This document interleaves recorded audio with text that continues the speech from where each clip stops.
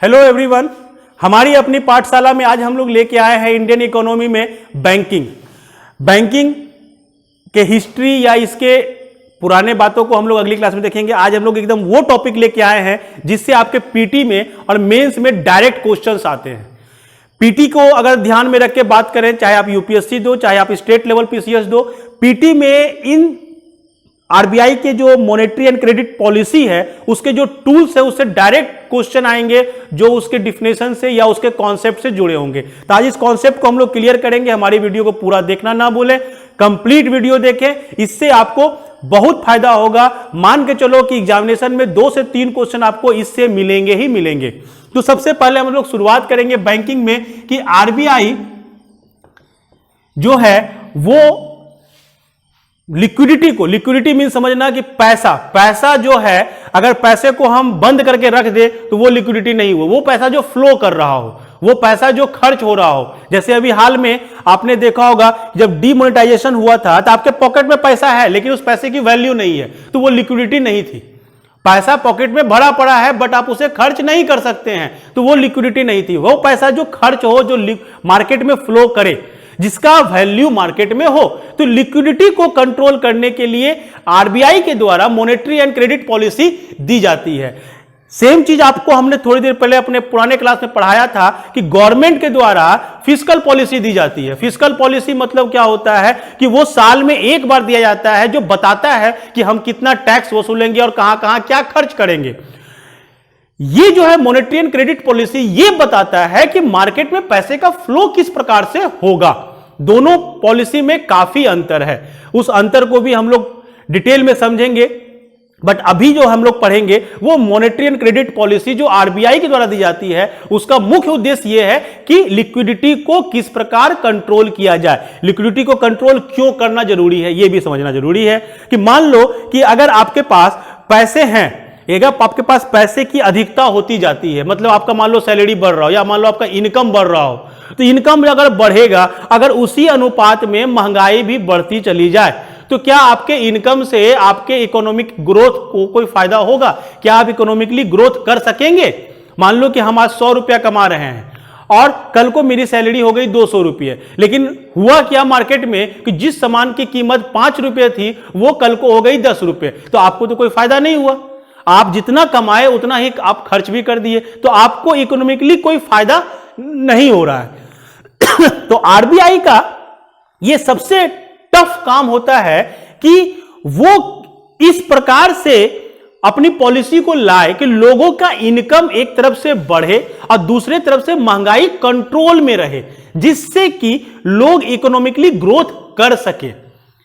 एक अजीब सा बैलेंस बनाया रहा है आरबीआई कि आपका इनकम भी बढ़ना चाहिए और मार्केट में महंगाई भी कंट्रोल में रहनी चाहिए। इसको करने का एक सिंपल तरीका उसके पास रहता है कि लिक्विडिटी को कंट्रोल करो, पैसे के मूवमेंट को कंट्रोल करो।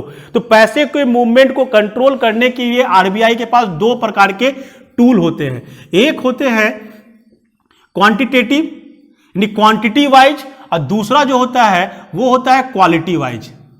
कि क्वांटिटी वाइज मींस क्या हुआ कि ऐसा टूल जो पूरे देश को एक साथ प्रभावित कर रहा है। क्वालिटी वाइज कि एक पर्टिकुलर स्पेसिफिक जगह पे वो अप्लाई करती है। मींस मान लो कि हम अगर किसी भीड़ में है या किसी क्लास में है, हमने कहा सभी बच्चे बैठ जाओ, तो उससे क्या हुआ, ये सभी बच्चों पर अप्लाई हुआ। लेकिन हम किसी स्पेसिफिक एक बच्चे को खड़ा करके बोले या उसको हम डांट दें तो वो हुआ एक क्वालिटी वाइज। तो आरबीआई दोनों तरह का मेजरमेंट यूज करती है, क्वांटिटी वाइज भी और क्वालिटी वाइज भी। तो क्वांटिटी वाइज में अगर हम बात करें तो आरबीआई के पास कौन कौन से टूल हैं। पहला जो टूल है वो है सीआरआर, कैश रिजर्व रेशियो। दूसरा जो है वो है एसएलआर, स्टैट्यूटरी लिक्विडिटी रेशियो।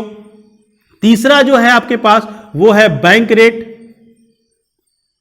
फिर है रेपो रेट, फिर है ट्रिपल आर यानी रिवर्स रेपो रेट, फिर है ओपन मार्केट ऑपरेशन, फिर है एमएसएफ। ये सारे टूल्स जो हैं वो क्वांटिटी वाइज आरबीआई यूज करती है मार्केट के लिक्विडिटी को कंट्रोल करने के लिए। वैसे ही हम लोग क्वालिटी वाइज भी देखेंगे। तो क्वांटिटी वाइज में सबसे पहला जो टर्म हम लोग यूज करेंगे वो है cash reserve ratio, CRR.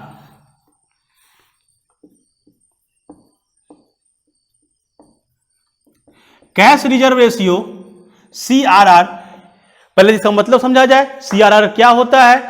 RBI के डायरेक्शन के अनुसार सिंपल सा समझो कि बैंक क्या करती है। बैंक एक ऐसी मध्यस्थ भूमिका निभाती है कि दो अलग अलग चीज समझो कि मान लो कि एक व्यक्ति जिसके पास बहुत ज्यादा पैसा हो, अब मान लो एक व्यक्ति जिसे पैसे की आवश्यकता हो, अब जिसके पास ज्यादा पैसा है वो कम वाले को पैसा देती है।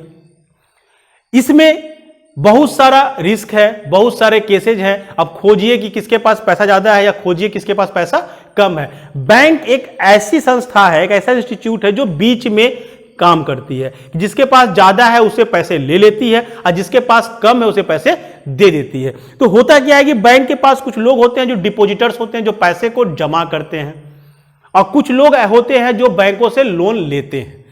तो दोनों के बीच का वो कड़ी है बैंक, जो इस पूरे कार्य को एक माध्यम अपने आप को बनाते हुए एक नियम के तहत काम करती है और वो इसे इजी करती है। तो मान लो कि बैंक के पास कोई व्यक्ति पैसा जमा करता है, तो बदले में वो क्या चाहता है? बैंकों से चाहता है कि बैंक को हम जितना पैसा दे, बैंक हमको कुछ पैसा बढ़ा के वापस करेगी, यानी बैंक उस पर इंटरेस्ट देती है। और बैंक वो पैसा अधिक क्यों देती है? क्योंकि बैंक क्या करती है, उस पैसे को जो लोन लेने वाले हैं उसे देती है सर्टेन रेट पर, इंटरेस्ट रेट पर, और उससे बैंक प्रॉफिट कमाती है। उस प्रॉफिट का कुछ हिस्सा इंटरेस्ट के रूप में डिपॉजिटर्स को देती है, कुछ हिस्सा अपने आप पर खर्च करती है। तो सारा खेल जो है वो है इंटरेस्ट रेट का। तो कैश रिजर्व रेशियो क्या है कि आरबीआई के गाइडलाइन के अनुसार कि अगर कोई बैंक है तो उसका जो net demand and time liability होगा, net demand and time liability means क्या हुआ कि जो डिपॉजिटर्स पैसे जमा कर रहे हैं वो जब पैसे जमा करते हैं, या वो तो सेविंग अकाउंट में जमा करेंगे या वो उसको डिपॉजिट के रूप में, टाइम डिपॉजिट के रूप में जमा करेंगे, तो जो पैसे को बैंक में जमा किया जा रहा है वो पैसे को जो कस्टमर है वो कभी भी वापस ले सकता है, या आफ्टर एक सर्टेन टाइम के बाद वापस ले सकता है। तो वो जितना पैसा कस्टमर ले सकता है that is known as net demand and time liabilities. ये बैंकों का लायबिलिटी है जो बैंकों को वापस करना है। तो ये net demand and time liability का सर्टेन 1% जो है वो बैंकों को जमा करना पड़ेगा इन कैश आरबीआई में। मींस क्या है, इसे मान लो अभी कैश रिजर्व रेशियो आपका 4% है, तो उसका जो net demand and time liability है उसका 4% जो भी रकम निकलेगी, जो भी अमाउंट निकलेगा, उस अमाउंट को कैश में, नगद में उस बैंक को आरबीआई में जमा करना पड़ेगा। मान लो किसी बैंक के पास 100 रुपया डिपॉजिट है तो 100 में 4 रुपया उसको इन कैश आरबीआई में डिपॉजिट करना पड़ेगा। यानी कि ये एक ऐसा टूल है जिससे आरबीआई बैंकों से लिक्विडिटी को अपने यहां जमा करवा लेती है। होगा रिजल्ट क्या, अगर 100 रुपया में 4 रुपया बैंक कैश रिजर्व रेशियो के रूप में आरबीआई में जमा कर दी तो बैंक के पास कितना पैसा बचा? 96 रुपीज ओनली। यानी वो 96 रुपीज को ही मार्केट में अवेलेबल करा सकती है। बट उससे होगा क्या कि 100 रुपया के अगेंस्ट में, लेकिन उसे तो इंटरेस्ट अपने कस्टमर को पे करना पड़ेगा। तो कैश रिजर्व रेशियो को हम लोग समझेंगे इस तरीके से कि वो परसेंटेज जो बैंक के कमर्शियल बैंकेज कैश के रूप में आरबीआई में रिजर्व करती है, that percentage is known as CRR.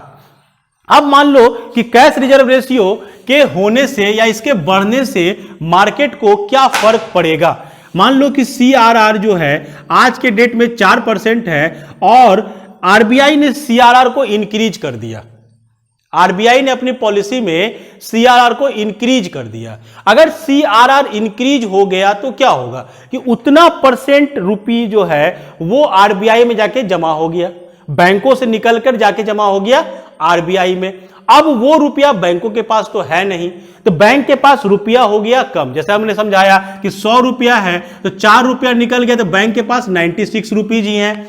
अब 96 रुपया ही बैंक के पास अवेलेबल है जो मार्केट में वो लोन के रूप में इन्वेस्ट कर सकती है। लेकिन 100 रुपया जो डिपॉजिट हुआ था तो 100 रुपया के अगेंस्ट में जो इंटरेस्ट बनेगा उतना तो बैंक को पे करना है अपने कस्टमर को, लेकिन उसके पास है तो मात्र 96 रुपीज। तो बैंक उस कमी को पूरा करने के लिए क्या करेगी? अगर सीआरआर बढ़ा दिए और बैंकों के पास पैसा घटा तो उस पैसे को जो लिक्विडिटी होगी बैंकों की वो जो घटेगी, तो उस लिक्विडिटी को ओवरकम करने के लिए बैंक अपना जो इंटरेस्ट रेट होगा, जिस इंटरेस्ट पर वो पब्लिक को पैसा देगी, उस इंटरेस्ट रेट को वो बढ़ाएगी। यानी बैंक जो लोन देगी, अब लोन देगी, क्योंकि उसका पैसा तो कुछ घट गया, पहले चला गया आरबीआई में, जब पैसा चला गया आरबीआई के पास तो वो ओवरकम करने के लिए अपना बैंक इंटरेस्ट जो है रेट है उसे वो बढ़ाएगी। अगर मान लो कि लोन पर इंटरेस्ट रेट बढ़ा दी बैंक, तो लोगों का लोन लेने का जो टेंडेंसी होगा वो क्या होगा? वो घट जाएगा। यानी चूंकि हमको मान लो हम ही आज गए बैंक में लोन लेने के लिए, मान लो हमें कार खरीदना है, हम कार खरीदने के लिए लोन लेने के लिए बैंक में गए, बैंक ने कहा कि नहीं हमें इंटरेस्ट रेट बढ़ा के हम देंगे, चूंकि सीआरआर बढ़ गया है तो हमारे पास पैसा घट गया है तो हम आपको इंटरेस्ट बढ़ा के देंगे। तो वैसे कंडीशन में क्या होगा? हमारा जो लोन लेने का टेंडेंसी है वो क्या होगा? वो डिक्रीज कर जाएगा कि छोड़ो यार आज नहीं खरीद लेना है, 2 महीने के बाद ही लेंगे। यानी हमारा लोन लेने का टेंडेंसी घटेगा। अगर लोन लेने का टेंडेंसी घटेगा तो मेरा जो परचेजिंग पावर होगा, मेरा जो मार्केट में परचेजिंग पावर होगा, जब मेरे पास पैसा, जब हमको लोन मिला ही नहीं बैंक से, तो मेरा परचेजिंग पावर क्या होगा? घट जाएगा। अगर मेरा परचेजिंग पावर घट गया तो क्या फर्क पड़ेगा मार्केट को?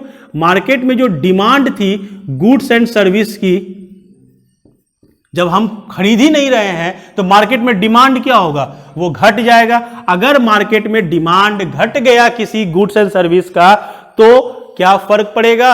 उसका महंगाई घट जाएगा। जब मार्केट में वो बिक ही नहीं रहा है तो वो महंगा कभी नहीं बिकेगा।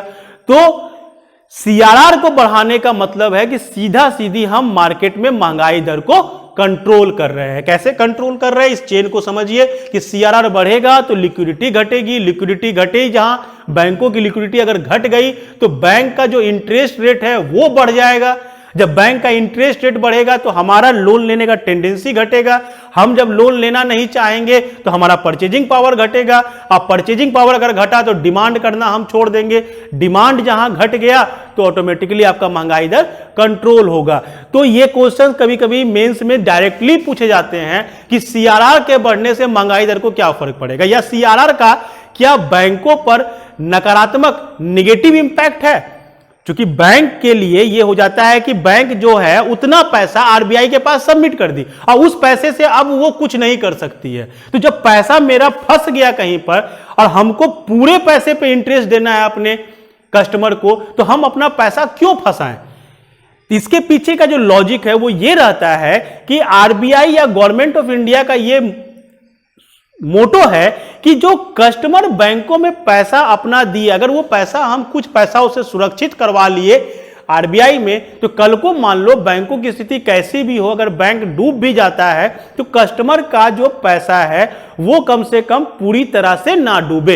यानी कि गवर्नमेंट या आरबीआई का ये एक पॉलिसी है कि बैंकों पर जो कस्टमर या पब्लिक का जो विश्वास है वो विश्वास बना रहे और कस्टमर का पैसा को सुरक्षित, अधिक से अधिक कोशिश करके सुरक्षित किया जा सके। तो सीआरआर के दोनों इंपैक्ट है।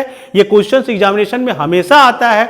इसे आप दोनों तरीके से समझिए कि सीआरआर के बढ़ने या घटने से महंगाई दर को क्या फर्क पड़ेगा। इसका दूसरा इंपैक्ट भी है कि अगर मान लो इसी चेन को फिर से समझा जाए कि अगर सीआरआर बढ़ गया, लिक्विडिटी घट गई, इंटरेस्ट बढ़ गया, तो यहां से हमने देखा कि महंगाई हमारी कंट्रोल में आ गई। लेकिन दूसरा इसका इंपैक्ट यह भी होगा कि मान लो कि अगर इंटरेस्ट रेट बढ़ गया तो लोन लेने की टेंडेंसी घट जाएगी। लोन लेने की टेंडेंसी घटेगी तो परचेजिंग पावर घटेगा। तो परचेजिंग पावर को ना सोच के ऐसे सोचो कि मान लो कि हम ही को लोन चाहिए, हम लोन लेकर हम बिल्डिंग बनाना चाहते थे, हम लोन लेकर एक इंफ्रास्ट्रक्चर तैयार करना चाहते थे। अगर हम लोन लेते तो इंफ्रा तैयार होता, इंफ्रा तैयार होता तो मान लो हम बिल्डिंग ही बना रहे हैं तो उसमें सीमेंट यूज होता, लोहा यूज होता, ईंटें यूज होती, तो वो चीजों का क्रय तो घट गया, वो तो खरीदाया नहीं। अब और क्या होता? अगर बिल्डिंग बनता तो बहुत सारे लोगों को रोजगार भी मिलते, वो भी नहीं मिला। यानी कि सीआरआर कहीं ना कहीं आपके रोजगार, आपके एम्प्लॉयमेंट पर भी इफेक्ट डालता है। तो ये इसका दोनों तरह का इंपैक्ट है। सीआरआर के बाद अगला जो हम लोग देखेंगे वो है एसएलआर। आरबीआई का जो सेकेंड क्वांटिटिव अप्रोच है लिक्विडिटी को कम करने का, वो है SLR, statutory liquidity ratio. Statutory liquidity ratio क्या है कि ये आरबीआई के द्वारा गाइडलाइन रहता है सभी बैंकों के लिए कि बैंक अपने net time demand and time liability का सर्टेन परसेंटेज, जो आज की डेट में शायद 19% है, तो 19% जो है वो पैसा जो net demand and time liability है उसका जो 19% है वो पैसा या तो इन कैश या इन गोल्ड या गवर्नमेंट के सिक्योरिटी के रूप के टर्म में वो रखेंगे अपने पास, यानी ये रहेगा कहां पे, बैंक के पास ही। जिस प्रकार सीआरआर था कि 4% जो है इन कैश वो जमा हो जाता है आरबीआई के पास, ये होता है कि एसएलआर में कि आपको जो आपका परसेंटेज है 19%, इस 19% की राशि को या तो आप कैश में या तो आप गोल्ड में या गवर्नमेंट सिक्योरिटीज के रूप में आपको अपने पास रखे रहना है। यह पैसा आप ना इन्वेस्ट कर सकते हैं, ना किसी को लोन में दे सकते हैं, यह आपको अपने पास सुरक्षित रखे रहना है। यह करने का एक रीजन यह भी रहता है कि लोगों का बैंकों पर से विश्वास खत्म ना हो। मींस क्या है, मान लो कि कोई आप बहुत सारे कस्टमर ने बैंक में पैसा जमा किया, कल को बैंक करप्ट हो जाए, बैंक डूब जाए, तो लोगों का पैसा पूरी तरह से ना डूबे। इसके लिए आरबीआई इंश्योर करती है कि आपको सर्टेन परसेंटेज आपको या तो इन कैश या गोल्ड के रूप में या गवर्नमेंट सिक्योरिटीज के रूप में बैंक में ही रखे रहना है, और उस पैसे का उपयोग आप जनरल कार्यों के लिए या सिंपल समझो कि उस पैसे को वो इन्वेस्टमेंट या लोन के रूप में किसी को नहीं दे सकते हैं, वो पैसा हमेशा बैंक के पास रहेगा। अब है कि कैश में रख सकते हैं, गोल्ड में भी रख सकते हैं, गवर्नमेंट सिक्योरिटी के बारे में सिंपल समझ लीजिए अभी कि गवर्नमेंट सिक्योरिटी क्या है। ये एक तरीके से भारत सरकार का बॉन्ड पेपर है, एक बॉन्ड पेपर है जिसमें भारत सरकार धारक को यह प्रॉमिस करती है कि मान लो कि वो बॉन्ड पेपर 1000 रुपये का है, तो 1000 रुपया का वो गारंटी देती है भारत सरकार कि 1000 रुपया के बदले में एक पेपर मिला, अगर वो पेपर वापस करोगे तो तुमको 1000 रुपया हम दे देंगे। सिंपल सा चीज है। तो गवर्नमेंट सिक्योरिटी के रूप में रख सकती है गोल्ड और कैश में। अब समझना इन चीजों को है कि बैंकें क्या चाहेंगी, बैंक क्या चाहेगी। अगर मान लो वो पैसा को वो इन कैश में ही रखती है अपने पास, तो क्या होगा, अगर 19% वो कैश में रखी और मान लो कैश में रखे रही, तो क्या वो कैश को कोई फर्क पड़ेगा, वो तो उतना का उतना ही रहेगा, ना वो घटेगा ना वो बढ़ेगा। लेकिन वो पैसा कहां से आया, वो पैसा तो कस्टमर ने बैंक में डिपॉजिट किया, क्योंकि कस्टमर को पता है कि हम जब बैंक में पैसा डिपॉजिट करेंगे तो बैंक हमको उसके अगेंस्ट में इंटरेस्ट देगी। लेकिन बैंक क्या की, उस पैसे को, बैंक उस पैसे को रखी रही अपने पास, कहीं इन्वेस्ट नहीं की, कहीं पे उसको लोन में नहीं लगाई या मार्केट में नहीं दी, वो अपने पास रखे रही। तो क्या वो पैसा बढ़ेगा, नहीं बढ़ेगा। जब बढ़ेगा नहीं तो बैंक अब उस पैसे के अगेंस्ट में इंटरेस्ट कस्टमर को कैसे देगी। इसलिए बैंकें कभी जनरली कैश में उस पैसे को नहीं रखती है, उसे रखती है या तो गोल्ड में या रखती है गवर्नमेंट सिक्योरिटी में। क्या फायदा होगा गोल्ड में, मान लो कि आज गोल्ड में वो रख ली, कल को 1 साल के बाद 5 साल के बाद गोल्ड का दाम बढ़ गया तो उसे फायदा कुछ तो जरूर हो जाएगा।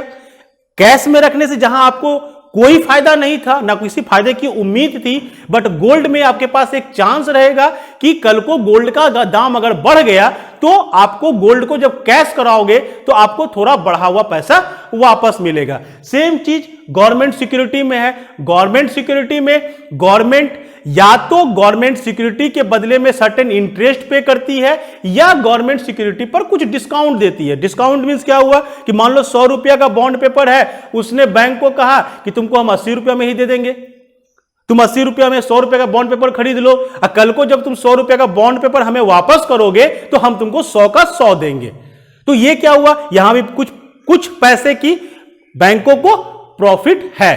तो बैंक चाहती है कि हम गोल्ड में या गवर्नमेंट सिक्योरिटी के रूप में अपने पास ये जो परसेंटेज है 19%, ये राशि हम अपने पास रखे रहें। तो एसएलआर को फिर से समझेंगे। एसएलआर क्या है कि net demand and time liability का वो परसेंटेज जिसे या तो इन कैश या इन गोल्ड या गवर्नमेंट सिक्योरिटी के रूप में बैंकें अपने पास रखती हैं और उस पैसे का या उस गवर्नमेंट सिक्योरिटी का या गोल्ड का उपयोग वो नॉर्मल इन्वेस्टमेंट या लोन देने की प्रक्रिया या सिंपली मार्केट में उसे वापस नहीं भेजती है। तो क्या देख रहे हैं हम लोग कि अगर एसएलआर 19% है, अब सोचो कि अगर एसएलआर को फिर से वही कॉन्सेप्ट लगाओ कि अगर एसएलआर को सरकार सर्टेन परसेंटेज बढ़ा दे तो क्या होगा। जैसे एसएलआर का परसेंटेज बढ़ेगा तो बैंक को उतना पैसा सिक्योर करके अपने पास रखे रहना है, इन्वेस्ट नहीं कर सकते हैं, लोन में नहीं दे सकते हैं, मार्केट में नहीं दे सकते हैं। मींस कि लिक्विडिटी जो होगी, जो बैंकों के पास पैसे जमा होंगे उसमें एक सर्टेन परसेंट, बढ़ा हुआ सर्टेन परसेंट उसके पास सिक्योर हो जाएंगे और वो मार्केट में नहीं आएंगे। मींस मार्केट से लिक्विडिटी कम हो गई। अगर लिक्विडिटी कम हो जाती है तो फिर से वही बात सोचो, अगर लिक्विडिटी कम हो जाएगी तो अब बैंक क्या चाहेगी कि हम पहले ही सीआरआर में पैसा जमा कर चुके हैं आरबीआई में, अब हम फिर पैसा इतना सर्टेन अमाउंट अपने पास रखे हुए हैं, तो उसके पास पैसा क्या होगा, घटेगा। अगर पैसा घटेगा मींस क्या हुआ, अगर 100 रुपया बैंक के पास डिपॉजिट था, 4% सीआरआर के रूप में आरबीआई में जमा हो गई, 19% बैंक के पास रह गई, टोटल जोड़ लो 23 रुपया जो है वो मार्केट में अब नहीं आएगा। तो बचा क्या आपके पास, 77 रुपीज, यानी कि अब 70 रुपया यानी 77 रुपया ही बैंक के पास है जो वो मार्केट में यूज करेगी। लेकिन उसे इसी 100 रुपया के अगेंस्ट में अपने कस्टमर को इंटरेस्ट देना पड़ेगा। बट वो यूज कितना पैसा कर रही है, 77 रुपीज। अगर रेशियो बढ़ा दें, अगर परसेंटेज बढ़ा दें, यानी कि बैंक के पास पैसे और कम हो जाएंगे मार्केट में फ्लो कराने के लिए। तो जब बैंक के पास पैसे कम हो जाएंगे तो उतने पैसे पूरे 100 रुपया के अगेंस्ट के लायक अगर उसको इंटरेस्ट पे करना है कस्टमर को, तो वो क्या करेगी, अपना इंटरेस्ट रेट बढ़ाएगी। अगर वो बैंक फिर से अपना इंटरेस्ट रेट बढ़ा देती है तो लोगों का लोन लेने का टेंडेंसी घटेगा तो उसका परचेजिंग पावर घटेगा। परचेजिंग पावर अगर कम हुआ तो डिमांड कम होंगे तो फिर से आपकी महंगाई कंट्रोल में आ गई। यानी कि आरबीआई इस टूल का यूज करती है लिक्विडिटी को कम करने के लिए, या सिंपल लैंग्वेज में समझे तो महंगाई दर को कंट्रोल करने के लिए आरबीआई एसएलआर का यूज करती है। सेम ये सीआरआर की तरह ही लॉन्ग टर्म है इफेक्ट, इसका भी इफेक्ट जो है लॉन्ग टर्म तक होता है। यानी अगर एक बार परसेंटेज को थोड़ा सा चेंज किया जाए तो लंबे समय तक आपके मार्केट पे इसका प्रभाव दिखता रहेगा।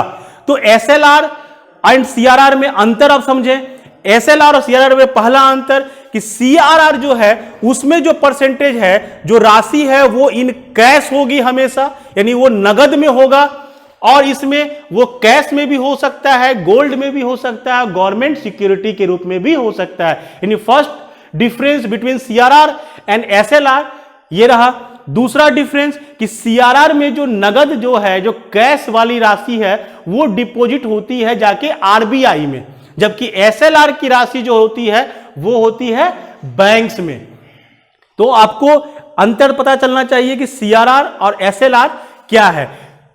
ये रखने का मुख्य मुद्दा यही रहता है कि गवर्नमेंट ये इंश्योर करती है, आरबीआई ये इंश्योर करती है कि जो पब्लिक का पैसा बैंकों में जमा है वो किन्हीं कारणों से भी पूरी तरह से ना डूबे। गवर्नमेंट ये इंश्योर करती है कि पब्लिक का पैसा किसी भी प्रकार से डूबे नहीं। अगर पब्लिक बैंकों पे विश्वास करके पैसे जमा की है तो वो पैसे पब्लिक को मिलेंगे। तो ये दो मुद्दे थे। तीसरा जो open market operation, open market operation क्या है कि जब बैंकों में लिक्विडिटी बढ़ गई या बैंकों में डिपॉजिट्स ज्यादा हो रहे हैं, लोन कम निकल रहे हैं, वैसे स्थिति में आरबीआई ओपन मार्केट में टेंडर आमंत्रित करती है गवर्नमेंट सिक्योरिटीज के लिए। मींस क्या है कि वही सरकारी बॉन्ड जिसमें एक कागज का टुकड़ा है जिसके अगेंस्ट में भारत सरकार प्रॉमिस करती है कि इसके अगेंस्ट में हम सर्टेन रुपीज अदा करेंगे। मान लो 1000 रुपया का बॉन्ड है तो गवर्नमेंट डिसाइड करती है कि इस 1000 रुपए के बॉन्ड पेपर के बदले आपको हम 1000 रुपया देंगे।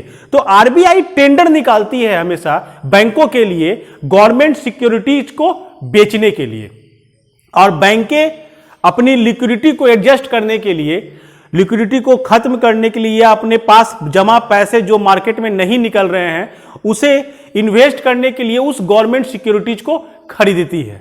बदले में गवर्नमेंट सिक्योरिटी के बदले में या तो गवर्नमेंट उन्हें इंटरेस्ट देती है या कुछ डिस्काउंट्स देती है।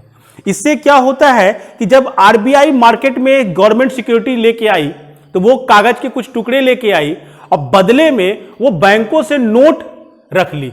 इससे हुआ क्या कि बैंकों के पास जो लिक्विडिटी थी वो अचानक से आरबीआई के पास चली गई और मार्केट में लिक्विडिटी घट गई। तो ओपन मार्केट ऑपरेशन, खुला बाजार में आरबीआई के द्वारा टेंडर निकाला जाता है गवर्नमेंट सिक्योरिटीज के लिए और बैंकें अपने पैसे के बदले में वो सिक्योरिटीज खरीदती है।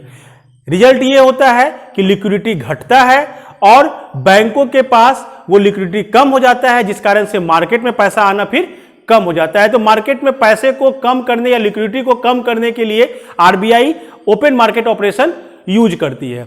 ये ऑपरेशन जो है ये डेली बेसिस पर भी हो सकता है, दिन में 4 बार भी हो सकता है, सप्ताह में हो सकता है, मंथली हो सकता है, इस पे कोई रिस्ट्रिक्शन नहीं है। जब भी आरबीआई को लगेगा कि हाँ हमें लिक्विडिटी को कम करना है, वो ओपन मार्केट ऑपरेशन के थ्रू लिक्विडिटी को इजी वे में कम कर सकती है। अब है कि गवर्नमेंट सिक्योरिटीज बैंकें क्यों खरीदेंगी, इसके कुछ कारण हैं, वो आपको आगे दिखेंगे भी। बैंक को खरीदने का एक रीजन, सिंपल सा रीजन यहां पे ये है कि जो उसके पास पैसा फंसा हुआ है जो मार्केट में यूज नहीं हो रहा है, लेकिन चूंकि उस पैसे के अगेंस्ट में कस्टमर को तो उनको इंटरेस्ट पे करना ही है, तो वो गवर्नमेंट सिक्योरिटी एक सेफ मोड में खरीदते रहते हैं। गवर्नमेंट सिक्योरिटी में डिस्काउंट मिलता है, मतलब क्या हुआ कि अगर 100 रुपये का बॉन्ड पेपर है तो गवर्नमेंट कभी कभी ऑफर करती है कि हम आपको ये 80 रुपया में दे रहे हैं, और जब कभी आप उस पेपर को वापस कीजिएगा आपको हम 100 रुपया दे देंगे। तो बैंकों को इससे कुछ फायदा भी है, जो पैसा रखा हुआ है जिससे कोई इंटरेस्ट नहीं मिल रहा है, कम से कम उससे कुछ इंटरेस्ट या कुछ डिस्काउंट तो बैंकों को प्राप्त हो जाता है। नेक्स्ट हम लोग देखेंगे इसके बाद बैंक रेट। बैंक रेट यह है कि जब कोई कमर्शियल बैंक को पैसे की आवश्यकता होती है लॉन्ग टर्म के लिए, अगर किसी कमर्शियल बैंक को पैसे की आवश्यकता होती है तो वो आरबीआई से वो लोन लेती है, और आरबीआई उस लोन के बदले में जो इंटरेस्ट चार्ज करती है बैंक पर, that interest rate is called bank rate. Means क्या है कि जब कमर्शियल बैंक आरबीआई से लोन ली तो उस लोन के अगेंस्ट में जो इंटरेस्ट बैंकों को आरबीआई को देना पड़ता है, that interest rate is called bank rate. मान लो ये आज के डेट में जो है वो है 6%। तो बैंक रेट डिसाइड करती है बैंकों को कि बैंक अधिक से अधिक पैसे आरबीआई से ना ले। मींस क्या है कि अगर मान लो कि बैंक रेट को कम रखा जाएगा तो बैंक अपनी जरूरतों को पूरा करने के लिए लगातार आरबीआई से कर्ज लेते रहेगी और मार्केट में लिक्विडिटी बढ़ जाएगी। तो लिक्विडिटी को कंट्रोल करने के लिए या महंगाई दर को कंट्रोल करने के लिए आरबीआई बैंक रेट को बढ़ाती है। बढ़ाने से होगा क्या, अगर मान लो कि बैंक रेट आरबीआई बढ़ा दी और किसी बैंक को आवश्यकता है पैसे की, अगर वो बढ़ा हुआ इंटरेस्ट रेट पर पैसे लेगी तो वो मार्केट में जब वो पैसे को इन्वेस्ट करेगी या मार्केट में लोन पे देगी तो वो उससे ज्यादा इंटरेस्ट चार्ज करेगी। तो इंटरेस्ट रेट जो होगा वो मार्केट में बढ़ जाएगा। जब इंटरेस्ट रेट मार्केट में बढ़ जाएगा तो लोगों का बैंकों से लोन लेने की टेंडेंसी घटेगी। जब लोन लेने की टेंडेंसी घटेगी तो आपकी लिक्विडिटी घटेगी, टेंडेंसी घटी तो वही होगा, फिर से परचेजिंग पावर आपका कम हो जाएगा। परचेजिंग पावर कम होगा तो गुड्स एंड सर्विसेज की डिमांड मार्केट में कम हो जाएगी। जब गुड्स एंड सर्विसेज की डिमांड कम हो जाएगी तो ऑटोमेटिकली आपका महंगाई दर कंट्रोल में आ जाएगा। दूसरा बैंक रेट का फायदा क्या होता है कि बैंक रेट अदर बैंक जो आपस में बैंक आपस में लेन देन करती है, कि मान लीजिए कि पीएनबी को पैसे की आवश्यकता है और वो एसबीआई से पैसे कर्ज लेने के लिए गई, तो आरबीआई द्वारा तय किया गया बैंक रेट जो है वो 6% है। तो एसबीआई अगर पीएनबी को लोन देगी तो गारंटेड 6% से ज्यादा देगी, क्योंकि 6% आपका एक तरीके से बेस रेट बन गया, बेस इंटरेस्ट रेट बन गया। इससे कम पर अब कोई बैंक किसी दूसरे बैंक को भी लोन नहीं देगी, क्योंकि आरबीआई ही जब 6% पे हमें दे रहा है तो हम 6 से ज्यादा ही लेंगे। यानी कि एक तरीके से बैंक रेट डिसाइड करता है कि आपके मार्केट में लिक्विडिटी किस प्रकार से फ्लो करेगी, ज्यादा फ्लो करेगी या कम फ्लो करेगी। तो ये एक आरबीआई का वो टूल है जो मार्केट के लिक्विडिटी को कम करने के लिए या ज्यादा करने के लिए, मतलब दोनों केस के लिए है कि अगर लिक्विडिटी को कंट्रोल करने के लिए आरबीआई का ये एक महत्वपूर्ण टूल है जिसे आरबीआई कभी कभी यूज करती है। क्योंकि ये लॉन्ग टर्म लोन है, लॉन्ग टर्म लोन बैंकें कब लेंगी? जब उसे अपने बैंकों का विस्तार करना हो, उसे एक्सपेंशन करना हो। मान लो कोई बैंक बोलता है कि हम अपना 4 ब्रांच और नया खोलेंगे, हम अपने इंफ्रास्ट्रक्चर को बढ़ाएंगे, तो वैसे केसेज में बैंकें आरबीआई से लोन लेती है, लॉन्ग टर्म लोन। तो ये एक टर्म है। दूसरा जो हम लोग देखेंगे वो है रेपो रेट, जिसे हम लोग कहते हैं आरआर।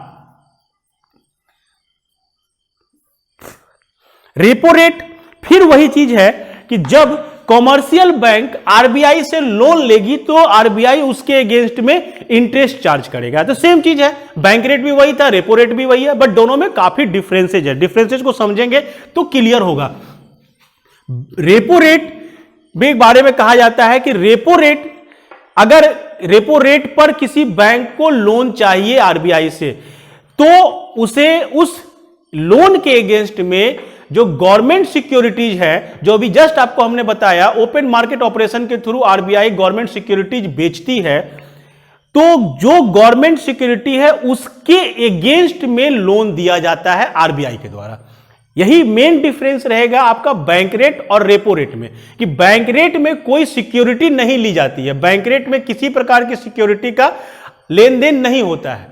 बट रेपो रेट पे अगर आपको इंटरेस्ट चाहिए तो आपको गवर्नमेंट सिक्योरिटीज देना पड़ेगा आरबीआई को, उसके अगेंस्ट में आरबीआई आपको लोन देगी और उस लोन पे जो इंटरेस्ट चार्ज होगा that is called repo rate. Means कि इसमें आपको याद रखना है कि कमर्शियल बैंक गवर्नमेंट सिक्योरिटी के बेसिस पर लोन लेती है आरबीआई से,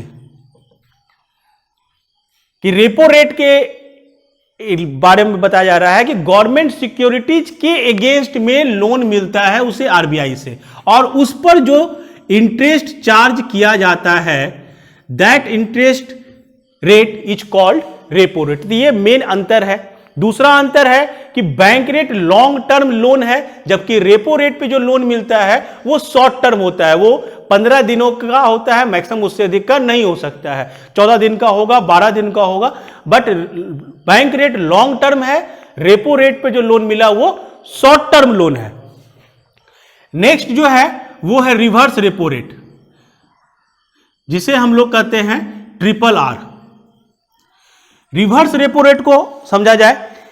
रिवर्स रेपो रेट क्या है कि मान लो कि बैंकों के पास डिपॉजिट हो रहा है, लोग वहां पे अपने पैसे को डिपॉजिट किए जा रहे हैं, लेकिन बैंक से पैसा मार्केट में लोन के माध्यम से नहीं निकल रहा हो, बैंकों के वो पास वो पैसा जमा होता जा रहा हो और लोन कम निकल रहे हो। वैसे कंडीशन में क्या होगा, बैंकों की स्थिति खराब हो जाएगी। क्यों खराब होगी? क्योंकि जो लोग उसे डिपॉजिट कर रहे हैं वो तो उस डिपॉजिट मनी पर अपना इंटरेस्ट लेंगे ही, अब बैंकों को वो इंटरेस्ट देना पड़ेगा। लेकिन जब बैंक उस पैसे को मार्केट में लोन के माध्यम से नहीं दे पा रही है तो वो पैसा बैंक के पास पड़ा रह जाएगा। जब बैंक के पास पैसा रह जाएगा तो उससे कोई प्रॉफिट नहीं होगा, जब प्रॉफिट नहीं होगा तो वो इंटरेस्ट नहीं दे पाएगी। तो ऐसे कंडीशंस के लिए आरबीआई सुविधा देती है बैंकों को कि अगर आपका पैसा नहीं निकल रहा है तो वो पैसे को आप हमारे पास जमा करिए और हम उस पैसे के अगेंस्ट में आपको इंटरेस्ट देंगे। मींस क्या है कि अगर आरबीआई के पास, यानी इस केस में क्या होगा कि कॉमर्शियल बैंक जो होंगे वो अपने मनी को आरबीआई को दे देंगे और उस मनी के अगेंस्ट में आरबीआई इंटरेस्ट यहां पर पे करेगी। इस केस में था या बैंक रेट में था कि आरबीआई इंटरेस्ट रेट चार्ज करती थी, बट इस केस में क्या होगा कि आरबीआई इंटरेस्ट बैंकों को पे करेगी। इससे बैंकों को क्या फायदा है कि जो पैसा मार्केट में नहीं जा पा रहा था, अगर उस पैसे को आरबीआई के पास रख दिए तो उसे कुछ इंटरेस्ट मिला, जिससे उस पैसे से कुछ तो पैसा मेरा बढ़ेगा।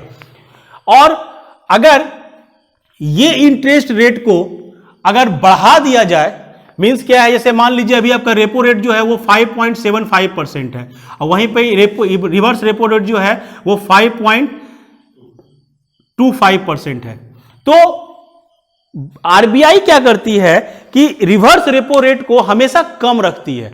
कम रखने के पीछे का रीजन ये है कि अगर मान लो कि आरबीआई इस रिवर्स रेपो रेट को इंक्रीज कर दे, सिंपली समझना इस चीज को, ये क्वेश्चन हमेशा एग्जाम में मेंस में भी आता है कि रिवर्स रेपो रेट महंगाई दर को कम करने के लिए किस प्रकार कारगर है, या ट्रिपल आर जो है वो मार्केट में लिक्विडिटी को कंट्रोल करने के लिए किस प्रकार काम करती है। इस पर आपको अपनी टिप्पणी देना है। तो ये सिंपल सा क्वेश्चन है, बट इसको समझो कि होता क्या है। अगर मान लो कि रिवर्स रेपो रेट आरबीआई ने बढ़ा दिया, मींस क्या हुआ कि आरबीआई जो इंटरेस्ट पे कर रही है वो ज्यादा पे कर रही है।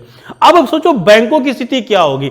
बैंक के पास पैसा है, उस पैसे को बैंक को हमेशा लोन में देना है, इन्वेस्ट करना है मार्केट में, ताकि उससे वो प्रॉफिट कमा सके और अपने कस्टमर को भी इंटरेस्ट पे कर सके।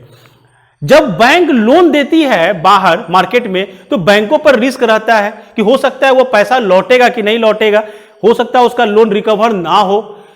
तो वैसे कंडीशंस को देखिए, और आरबीआई जब आपको इंटरेस्ट पे कर ही रही है, ज्यादा इंटरेस्ट पे कर रही है, तो बैंकों का पहला जो प्राथमिकता हो जाएगा या फर्स्ट चॉइस जो बैंकों की होगी वो हो जाएगी कि हम आरबीआई में क्यों ना जमा कर दें, जब हमें ठीक ठाक इंटरेस्ट मिल ही रहा है। और चूंकि जब पैसा हम आरबीआई में जमा कर रहे हैं तो वो पैसा मेरा कभी डूबेगा नहीं, यानी कि आपका जो रिस्क जोन है वो एकदम मिनिमाइज हो जाएगा और प्रॉफिट आपको ठीक ठाक मिल जाएगा। तो वैसे केस में क्या होगा कि बैंक जो है अधिक से अधिक पैसा आरबीआई में जमा करना शुरू कर देगी, और जब अधिक से अधिक पैसा वो आरबीआई में जमा कर दी तो मार्केट में लिक्विडिटी क्या हो जाएगी, घट जाएगी। जैसे मार्केट में लिक्विडिटी घटेगी तो फिर से वही चीज होगा कि मार्केट में लिक्विडिटी घट गई, यानी कि लिक्विडिटी घटी है तो बैंक के द्वारा जो इंटरेस्ट चार्ज किया जाएगा पब्लिक पर वो ज्यादा हो जाएगा। क्योंकि मार्केट में पैसा नहीं है तो लिक्विडिटी कम होने के कारण बैंक का इंटरेस्ट रेट ज्यादा हो जाएगा। इंटरेस्ट रेट अगर ज्यादा हो गया तो फिर से लोन लेने की टेंडेंसी लोगों की कम जाएगी। लोन लेने की टेंडेंसी कम जाएगी तो क्या होगा, आपका परचेजिंग पावर घटेगा। परचेजिंग पावर घटेगा तो डिमांड जो है गुड्स एंड सर्विसेज का वो घट जाएगा। वो घटा तो फिर से महंगाई आपकी नीचे गिर जाएगी। यानी कि रिवर्स रेपो रेट एक ऐसा टूल है, अगर आरबीआई इसे बढ़ा दी तो रातों रात आपकी लिक्विडिटी घटेगी, क्योंकि सभी बैंक चाहेंगे कि हम अधिक से अधिक पैसा आरबीआई में जमा कर दें। तो रिवर्स रेपो रेट, चाहे आप रेपो रेट ले चाहे आप बैंक रेट ले, ये सारे टूल्स जो हैं वो ऐसे टूल्स हैं जो लिक्विडिटी को कम करती है या कहो कि महंगाई को कंट्रोल करती है। इसके बाद नेक्स्ट जो हमारा टर्म है वो है MSF, means marginal standing facility. ये भी एक तरीके का इंटरेस्ट रेट है। ये भी इंटरेस्ट रेट है जो आरबीआई चार्ज करेगी बैंकों पर। बैंक आरबीआई से लोन लेंगे और उस लोन के अगेंस्ट में आरबीआई इंटरेस्ट चार्ज करेगी। तो बात है अब यहां पर हमारे पास यहां पे तीन तरह के इस टर्म में हो गए, एक एमएसएफ हो गए, एक रेपो रेट हो गया और एक बैंक रेट हो गया। तो तीनों को एक साथ समझना शुरू करते हैं और तीनों में अंतर को भी समझते हैं कि आखिर ये तीनों है क्या। जैसे पहला हम बात करें कि अगर रेपो रेट में हम बात करें तो रेपो रेट में और बैंक रेट में क्या डिफरेंस था। ये शॉर्ट टर्म था, ये लॉन्ग टर्म था। दूसरा अंतर क्या था, इसके लिए आपको गवर्नमेंट सिक्योरिटीज को देना पड़ता था, यानी यहां पर हम लोग गवर्नमेंट सिक्योरिटी को आरबीआई में सबमिट करते थे। यहां पे ऐसा कोई कंडीशन नहीं था। एक गवर्नमेंट सिक्योरिटी जो यहां पे दिया जा रहा था वो एसएलआर वाला गवर्नमेंट सिक्योरिटी नहीं होना चाहिए। एसएलआर के अंतर्गत जो हमने गवर्नमेंट सिक्योरिटी जमा की वो गवर्नमेंट सिक्योरिटी यहां पर नहीं होना चाहिए। तीसरा जो टर्म था ये था कि ये मार्केट में लोन देने के लिए बैंकें लेती हैं आरबीआई से, मतलब ये जो पैसा आरबीआई से लेंगी रेपो रेट के अगेंस्ट में, वो पैसा वो मार्केट में लोन के रूप में अपने कस्टमर को देगी। ये वाला जो पैसा था बैंक रेट के आधार पर जो लोन लिया गया, उससे वो अपना एक्सपेंशन करती थी। तो ये अंतर था बैंक रेट और रेपो रेट में। अब आ जाते हैं एमएसएफ, मार्जिनल स्टैंडिंग फैसिलिटी। ये जो है आपको याद रखना है 2011 से ये स्टार्ट हुआ। मार्जिनल में क्या है कि ये शॉर्ट नहीं है, वेरी शॉर्ट है। मतलब क्या है कि ये यूज जो होता है ये ओवरनाइट यूज होता है, एक रात के लिए। जिस प्रकार ये 15 दिनों के लिए था, ये रात भर के लिए यूज होता है। कि मतलब मान लो किसी बैंक को अचानक से पैसे की आवश्यकता पड़ गई, अचानक से उसके पास एक ऐसा कस्टमर आता है जो बोलता है कि हमें 100 करोड़ का लोन चाहिए, और बैंक के पास उसमें पैसा नहीं है, तो उस पैसे को लाने के लिए वहां पे वो यूज करता है एमएसएफ का। मान के चलना है कि एमएसएफ जो है ये लास्ट ऑप्शन है बैंकों का, कि बैंक के पास अभी कोई उपाय नहीं है, कोई रास्ता नहीं है, देन वो यूज करते हैं एमएसएफ का। क्यों? जब उसे अचानक से पैसे की जरूरत पड़ती है, उसे पता है कि कल तक हमारे पास पैसा आ जाएगा, तो वो रातों रात पैसे की पूर्ति के लिए आरबीआई से अप्लाई करती है अगेंस्ट एमएसएफ, कि हमें बहुत ही कम समय, मतलब कहा जाता है कि एक रात के लिए ही पैसा दिया जाता है। तो वैसे में अगर इसको अंतर में देखें तो ये शॉर्ट टर्म था, ये लॉन्ग टर्म था, ये वेरी शॉर्ट टर्म, ये बहुत ही अत्यधिक अल्पकालिक लोन होता है। दूसरा, इसमें गवर्नमेंट सिक्योरिटी की जरूरत पड़ती थी रेपो रेट में, बैंक रेट में आवश्यकता नहीं पड़ती थी। इसमें भी गवर्नमेंट सिक्योरिटी की आवश्यकता पड़ेगी, इसमें भी आपको गवर्नमेंट सिक्योरिटी जमा करना पड़ेगा, उसके बाद ही आपको एमएसएफ पर लोन मिलेगा। अंतर क्या है? इसमें आप एसएलआर वाली गवर्नमेंट सिक्योरिटीज का भी यूज कर सकते हैं। जो एसएलआर के अगेंस्ट में जो 19% था, उसके अगेंस्ट में जो आप गवर्नमेंट सिक्योरिटी अपने पास बैंक में रखे हुए हैं, उसका आज के डेट में जो है वो 2.5% तक यूज करके आप एमएसएफ के अगेंस्ट में लोन प्राप्त कर सकते हैं। तो ये मेन डिफरेंस रहेगा आपका एमएसएफ और रेपो रेट में, कि रेपो रेट में आपको गवर्नमेंट सिक्योरिटी चाहिए, इसमें भी गवर्नमेंट सिक्योरिटी चाहिए, बट अंतर क्या है? इसमें एसएलआर वाला गवर्नमेंट सिक्योरिटी आप यूज नहीं कर सकते हैं, और इसमें आप गवर्नमेंट सिक्योरिटी जो यूज कर रहे हैं वो एसएलआर वाला भी यूज कर सकते हैं, जिसका 2.5% तक मैक्सिमम आप यूज कर सकते हैं। तीसरा, ये जो पैसा होगा ये भी वो लोन के लिए ही अप्लाई करने के लिए, यानी किसी कस्टमर को लोन देने के लिए ही वो लोन आरबीआई से लेगी। तो 3 तरह के इंटरेस्ट रेट आरबीआई चार्ज करती है कमर्शियल बैंकों पर। पहला हो गया आपका बैंक रेट, दूसरा हो गया रेपो रेट, तीसरा हो गया मार्जिनल स्टैंडिंग फैसिलिटी। तो ये 3 तरह के पैसों पर आरबीआई चार्ज करेगी कमर्शियल बैंकों पर। तो ये है हमारा टूल्स जिसके माध्यम से आरबीआई मार्केट में लिक्विडिटी को कंट्रोल करती है। इसके बाद हम लोग नेक्स्ट क्लास में जब मिलेंगे तो ये जो था, ये सारा चीज जो था, ये क्वांटिटिव अप्रोच था आरबीआई का लिक्विडिटी को मेंटेन करने का। नेक्स्ट क्लास में हम लोग देखेंगे कि क्वालिटी वाइज वो किस प्रकार से इस लिक्विडिटी को कंट्रोल करती है, या महंगाई को किस प्रकार कंट्रोल करती है। अगले क्लास के लिए हमसे जुड़े रहें, हमारे साथ बने रहें हमारी अपनी पाठशाला में। Thank you.